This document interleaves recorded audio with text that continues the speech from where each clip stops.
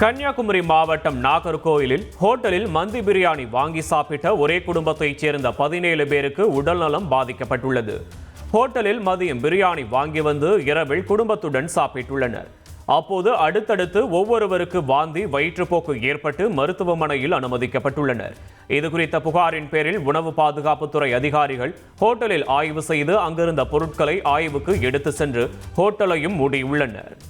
தேனியில் குடிசை மாற்று வாரியத்தில் வீடு வழங்க 25,000 ரூபாய் பணம் பறித்து மோசடி செய்தவர் மீது உரிய நடவடிக்கை எடுக்க கோரி ஆட்சியர் அலுவலகம் முன்பு அமர்ந்து குறவர் சமூகத்தைச் சேர்ந்த தம்பதி ஆர்ப்பாட்டத்தில் ஈடுபட்டனர். ஏற்கனவே 25,000 ரூபாய் கொடுத்த நிலையில் மேலும் 50,000 ரூபாய் கொடுக்க சென்றபோது அந்த வீடு வேறு ஒருவருக்கு கொடுக்கப்பட்டது தெரியவந்துள்ளது.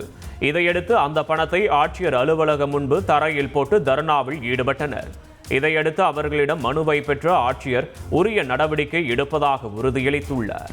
உங்கள் தந்தி ஒன் தொலைக்காட்சியில் தெனாலிராமன் தினமும் மாலை 6 மணிக்கு காண தவறாதீர்கள்.